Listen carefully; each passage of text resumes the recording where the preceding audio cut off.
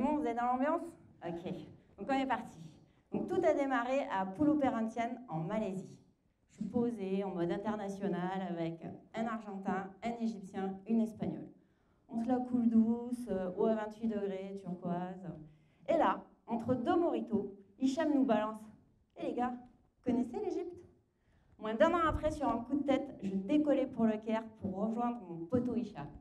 À bord de l'avion, je vais faire connaissance de ma voisine, une Égyptienne, Amani. On papote, le courant passe, échange de numéros, on va se revoir. Ça démarre plutôt pas mal cette histoire. Hein. Sauf qu'une fois sur place, c'est pas tout à fait la même. Parce que pas d'Hicham.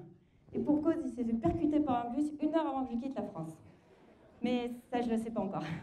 Je le saurai quand j'aurai compris que le gars qui se balade partout dans l'aéroport avec une pancarte marquée sophistiqué, c'est mon pseudo Facebook, hein, c'est pas moi, non.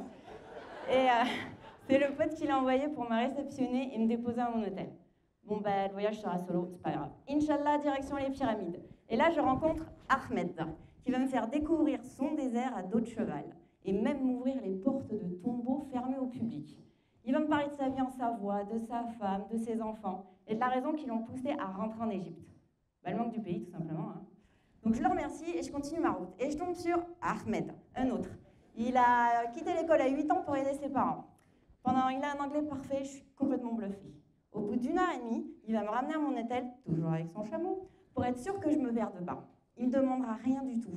Et il me lancera juste un « dis aux gens de ton pays de revenir, on a besoin de vous ». Coup de fil d'Amani, la fille de l'avion. Elle veut que je l'accompagne à Alexandrie. Être invitée par une famille égyptienne, c'est juste énorme, dans tous les sens du terme. Elle va me parler elle aussi de sa vie, de son divorce, de sa fille restée en France, de son combat contre le cancer. Elle veut juste profiter du moment présent. Et du coup, ça me donne une idée et je lui demande si elle aime le foot. Pourquoi, me direz-vous? Parce que j'ai entendu que l'Égypte allait jouer sa qualification pour la prochaine Coupe du Monde à Alexandrie. Ça se ment pas. On part direct à l'hôtel où il y a tous les joueurs, que je connais pas du tout, et on va tomber sur Ahmed Abou Hashima, encore un Ahmed. C'est l'homme le plus riche d'Égypte, et accessoirement le beau-frère de Cristiano Ronaldo, hein, rien que ça. Mais bon, avec tout ça, on ne sait toujours pas où voir le match. Et c'est là que déboule le directeur, un ami d'Amani, avec 2 billets officiels. Waouh! Direction le stade de 86 000 personnes, où 90 000 billets ont été vendus. La folie est à la hauteur de l'enjeu. Ça fait 28 ans que l'Égypte n'a pas joué une Coupe du Monde. Sans la tchatch d'Amani, on ne rentrait pas. On finira par voir la deuxième mi-temps en bord de pelouse en étant passé par l'entrée des joueurs. J'ai marché dans les pas de Mohamed Salah, ce dieu vivant qui, 5 minutes avant la fin, marque et qualifie son pays. Le stade exulte. L'homme à côté de moi m'attrape la main et se met à pleurer. Bon, moi aussi, j'avoue, je pleure un peu. Bon.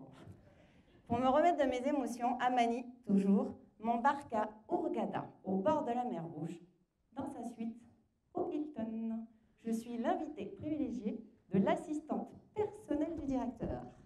Et ben même avec mes fringues de pouilleuse, c'est trop la classe. C'est mon premier palace quand même. Hein. On passera toutes nos soirées avec Ragna, une copine d'Amani, une femme incroyable. Mère célibataire, chef d'entreprise, qui porte pas le voile et qui a une patate de ouf. C'est une belle leçon, hein, parce qu'être une femme libre en Égypte, c'est vraiment pas évident. Elle me personnalisera un sac à l'image de Dalida, une autre femme libre égyptienne. Pendant cette parenthèse luxueuse, je vais me contenter de chiller, de manger beaucoup, de plonger, mère j'oblige, et de déconner avec les filles. Et puis de rechiller, et puis de ramanger, et de replonger, et de redéconner avec les filles. Je partirai avec 3 recettes et 4 kilos, que j'ai gardé, c'est un souvenir sentimental. Là. Mais bon, j'ai la bougeotte. Donc Amani, la magicienne, me met en contact avec Mohamed les bons tuyaux, pas Ahmed cette fois. Et me voilà sur un palais flottant de 600 places, 2 piscines, 3 restaurants, on est 20. Ouais, le touriste est plus rare que l'eau là-bas. Hein. Bon bref, on se connaît tous, hein. De toute façon il y a plus d'employés que de passagers. Non. Et donc là, je voyage avec Jean-Phi. Il est belge, il a 60 ans, c'est son premier voyage solo, et il a un sens de l'humour belge. Avec lui, je partagerai le seul verre d'alcool de tout le trip. Une espèce de vin blanc plus piquette que grand cru, mais c'était trop bon. Mais bon, le confort, c'est pas trop ma came. Donc me voilà partie, après avoir appelé Mohamed les bons tuyaux, sur l'ascension du mont Sinaï de nuit. Pourtant interdit à nous vulnérables Européens. 4 heures du mat, au sommet, -2, je me pèle. je me décide de louer à prix d'or un matelas et une couverture en poil de chameau. Vu l'odeur et l'usure, ça appartenait à Ramsès ce truc. 6 heures du mat, toujours moins 2, mais le soleil se lève. Et là, je comprends pourquoi Moïse pense avoir vu Dieu là-bas. La vue est irréelle. Et grâce au pragmatisme de mes amis bédouins, je peux repartir avec une statuette souvenir made in China. Mais tout le budget est parti dans la couverture et le matelas, donc tant pis.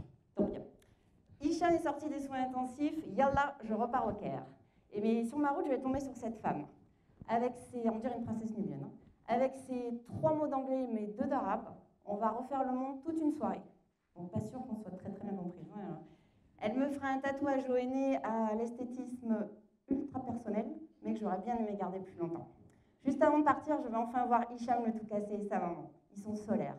À bord de l'avion, je repense à tous ces gens, à leur sourire, à leur force, à leur humanité. Et je réalise la chance que j'ai eue, et surtout que l'Égypte est un grand pays, par son histoire, oui, mais aussi par son peuple. Hamdoullah. Merci l'Égypte.